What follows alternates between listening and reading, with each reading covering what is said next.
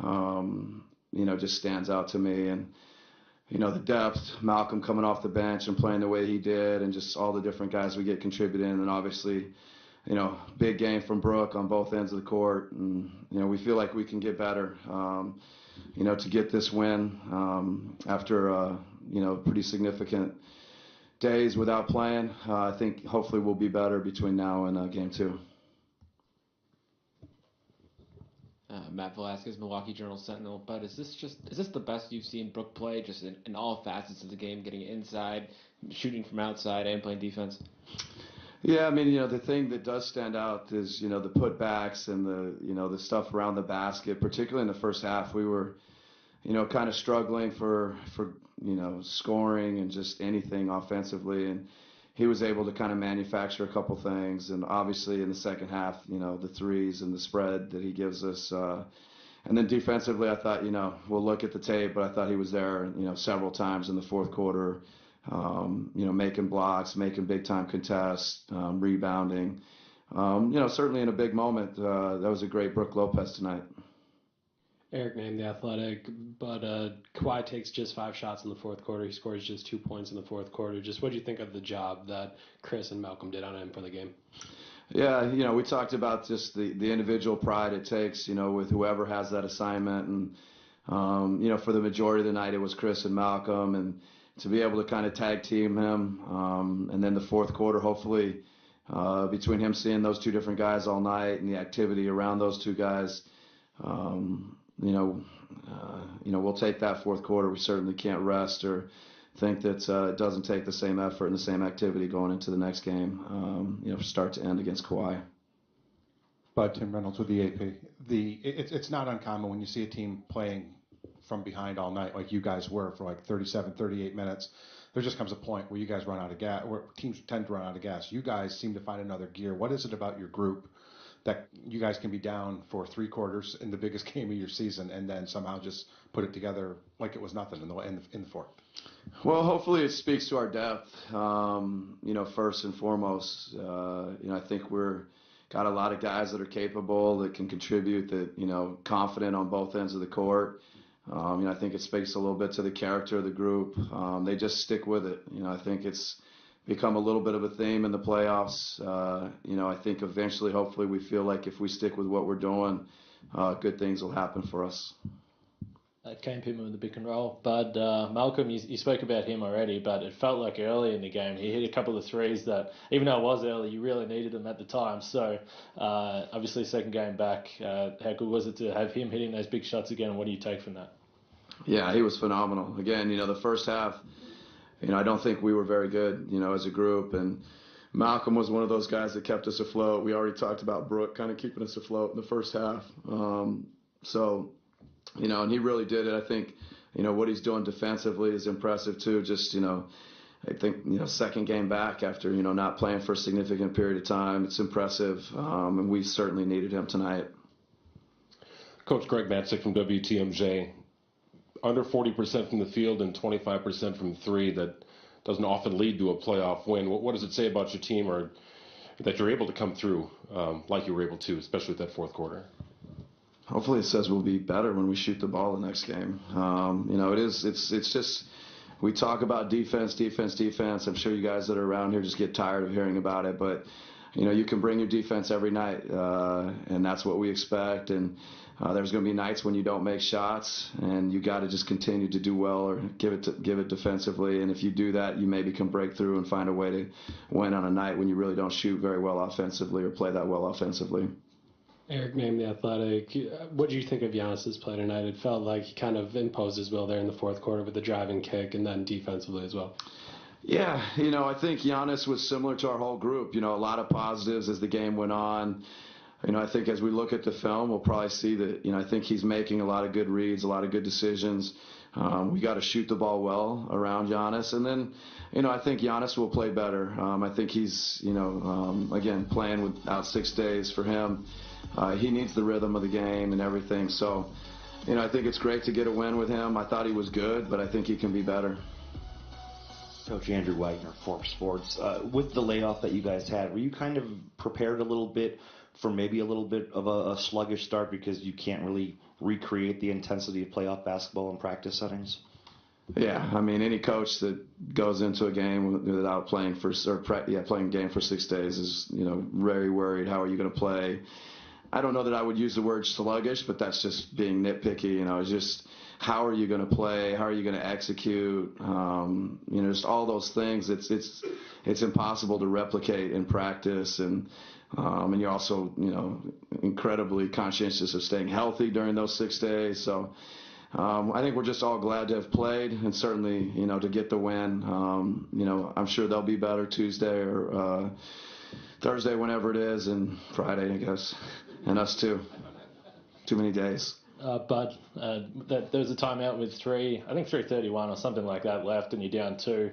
You guys haven't been in too many close games, it feels like, for quite a while. So being able to play through that, start with defense, as you said, and get the win, is this a good thing for this team to go through that? Yeah, I think the more experiences you get in close games and what are you going to do and how are you going to find opportunities, particularly offensively.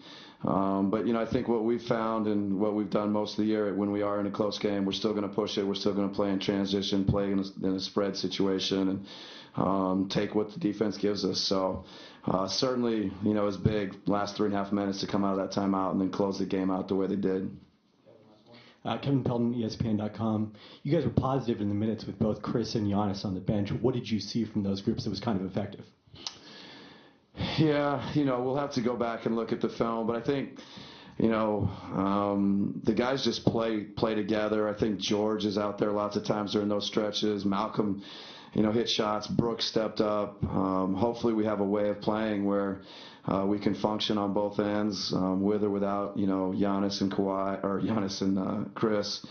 And the guys just did it. It's the stuff we work on, practice, talk about. We want everybody to feel confident and participate. And when those guys aren't out there, that's what they got to do. Thank you.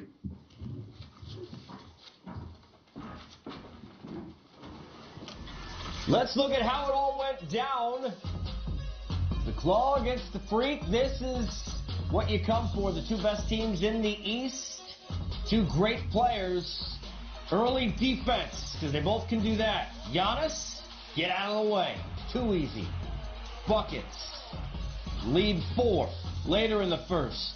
Kyle Lowry, 10 of 15, Zeke, from the field. He had 30 in the game. Lowry had a great game. You love to see him bounce back and play well with confidence, particularly out on the road. Also, Siakam with confidence. Didn't do this enough, though. 2 of 9 from 3G. Settling when you could see here what happens when he gets to the rim. I like when he attacks. He needs to do more of that. I love that play. Fake and go. Yes, sir. It's easy from here to say that, clearly. Well, Lopez was doing everything tonight. Not only was he knocking down the 3, we saw him get some early tip-ins, rebounding the basketball. He was channeling his brother's caveman energy, too, and bringing that to the building. George Hill, how about some defense? But the follow from Giannis, down to 3, tight, late first half. Kawhi. Over Middleton. Terrific. Then, off the rebound, nice look from Danny Green inside. Leonard finishes that, too. First half, looked good. Second half, different for Kawhi. We'll get to that. In the meantime, transition. Bledsoe. You turn the ball over against Milwaukee, one of the best at getting out and converting into fast breaks off of those turnovers. Here's Bled again. On Lowry, the spin. High off glass, and 1. Flex. Flex. Jinx. Double jinx, triple jinx. Lopez. Middleton did not shoot well. Here didn't pass well either. Leonard leads up to 5. Looked like it was about to build beyond that. Trouble offensively for the Bucks. No trouble for the Raptors. Lowry, 7 of 9 from deep. Middleton looking to get it going. He did not shoot well on this night. 4 of 12 from the floor. Had 11 points. Giannis finds Lopez. That's the guy you get it to.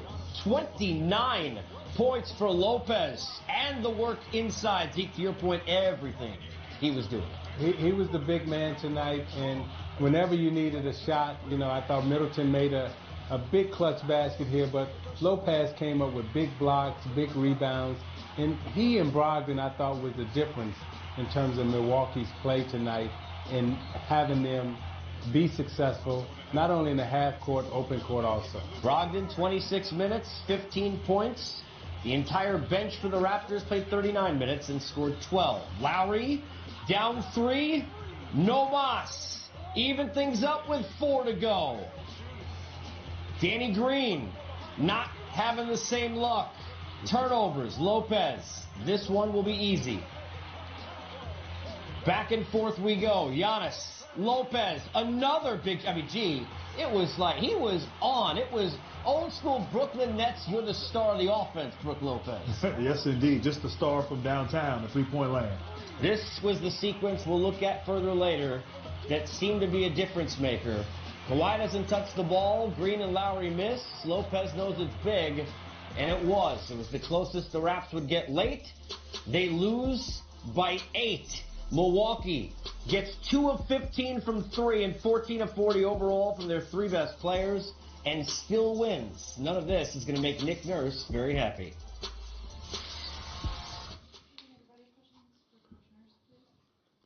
Nick Doug Smith, the Toronto Star. Do you think the cumulative effect of the last week or so got you guys in the last 7 or 8 minutes of that game? I don't think so, Doug. I thought, you could maybe think that or whatever, but I thought we were right there. I thought we answered a bunch of runs, and we were still there to like 198. Man, we had a couple great looks, and we had a couple bad offensive possessions before that point, but we still clawed it back, and we had a couple great looks there down the stretch. Had a couple good defensive possessions that didn't end up going our way, but we just those few plays there from about 2 minutes to 1 minute, right, back and forth that were probably the difference in the game. I didn't see, any fatigue or any of that kind of stuff that was like, it's a big problem or anything. Nick, Dan Wicke with the Los Angeles Times. Before the game, you kind of described the defensive needs as essentially just having to be everywhere in the paint. How do you think you guys handle that, and how, I guess, stressful and taxing is it to play against that team defensively when you do have to essentially be everywhere? Well, it was okay. I thought our defense was pretty good, right? I thought we were executing our game plans really well. I didn't feel like we were under that much stress on there. The biggest thing is the transition, right? I mean, when you blow a layup or you get knocked down or something and the ball's still in play, they come at you in transition. Those were the only real tough offensive possessions we had. I thought, I got to look at it a little bit more too. Nick, Andrew Wagner, Forbes Sports. When you're preparing to face a team that's had a layoff like Milwaukee, do you see that as an opportunity to kind of come out and maybe take advantage of a group that hasn't really had that intensity for a couple days? Well, I mean, I think the one thing that we all know about these playoff games is you better have the intensity or you're in trouble, right? And I thought we did a good job of bringing some effort and pace and physicality at the beginning, but I don't think it'd be any different if they were coming off back to back to back or hadn't played in 5 days. I think both teams are trying to come out there and play with some intensity and effort and force and all those and pace and all those things. Nick Caperness, TSN. Kyle Lowry tonight, his best performance of the postseason, 7 of 9 from 3, saving Danny's pass. Can you talk about his performance tonight? Yeah, I mean, he was really good, right? And it's not easy. We talked a little bit about pregame. They got a whole bunch of guys, kind of athletic guards, and they run a bunch of different guys at him, and they're doing a decent job of limiting his touches. So I thought it was good that he could get the ball as much as he did. He stepped into all of them, and it's been a while since he's had one of those nights where every time you pulled up, he thought he was going to make it. It was like every time he let it go tonight, you were like, that's going in, and that was good to see because we've seen those a lot, in the regular season and all that stuff. But he was great, man. He was fighting like heck out there. I thought he threw his body in front of people on a few things. Didn't get the whistle on a few. He always draws charges, and there was tons of charges going on out there. But he still was taking them. That's his thing, and he was good. He was awesome. Tim Reynolds with the AP. Nick, I know you haven't seen tape yet, and kind of almost follow on Doug's question a little bit. Everybody but Kyle was 0 for 15 in the fourth. Just without studying film, did you like the looks you were getting for the most part? I know things got a little bit hairy there in the last minute. I think when we did get shots, they were pretty good. I think we got hemmed up a couple times, and turned it over, and that's like the recipe for a bucket the other direction, right? So I think for the most part we did. I'm just trying to think. Kawhi had an ISO that ended up in a turnover. Danny had one there. I'm just trying to think of a really tough one. Maybe Kawhi had a fall away with a couple guys on him, but I can't think of any right now without watching the tape. Pretty happy. I think even Mark had a clean look at a three. Danny with down 4 right away there with about 1:20 to go. We kick it out, clean look. We got the rebound, and Kyle took a pretty deep one. Mark had a couple 8 to 10 footers that were there. So that's the best I can do with my memory right there. Brandon Hurley with the Carroll Times-Herald. Nick, you talk a lot about intensity and focus. With you guys being so close to stealing a game 1 here in Milwaukee, what do you do to get your guys refocused for Friday night and try to get a win there? Yeah, I think Brandon, that you don't really have much choice, right? I think we're learning that each one of these games is critical. I thought we played a tough tonight, a tough brand of basketball for the most part. We gave ourselves a chance to win on the road in a Eastern Conference final, and it didn't turn out. But we put in a lot of work. But you got to file that one away, right? And put in more work next time. That's really where it starts. We gotta get some rest here tonight. Focus in on our film. Figure out some adjustments. Build some confidence. Right, but then again, once it gets ready to go up for game 2, we got to be tough. Nick, Reed Forgrave with CBSSports.com. Psychologically, for your team, especially with a game 1, would you rather have a game where you play clearly well enough to win and then lose in the final couple minutes, or would you rather lose by 13? No, neither one of those. Neither one of those feels good, man. It's a good question though, because it really doesn't matter. You know what I'm saying? If it's a buzzer beater and you lose, or if it's a 30-point blowout and you lose, that game's over. I mean, we saw that in that last series, right? We went up and blow them out in the first game, and it was, it was going to be a cruise, but we know better than that. These teams are too good. Both teams are good. And it's good chance. I thought the Philly series was going to be a long one, and I'm good chance this one will be too. Nick, Michael Grange from Sportsnet. How would you compare the way the ball moved and maybe some of the distribution in the first half versus the second half or down the stretch? Well, not terribly bad, Michael. I didn't like the start to the second half. Right. We did all that work in the first half to kind of control that thing, and it really seemed like we had them reeling defensively. Right. We were just getting, the only bad shots we were taking were because of ourselves. Right. If we looked and touched the paint and sprayed it around and made another play and went into another action, and we were finding some good stuff. I thought like 3 of the first 4 possessions we took it hard down the paint. Got rocked big time physically, and they went down and laid it in. They got 4 layups to start the first half, and those were off 3 turnovers for sure. It might have been 4. So, if we're going to take it in there and there's going to be some hitting and slapping and stuff, we got to play through it and make sure we don't turn it over. Because again, turnovers against this team are trouble. Thanks very much, everyone. All right, thank you. It was a big night for the Bucks, even without the biggest of nights from their best player. We'll hear from you.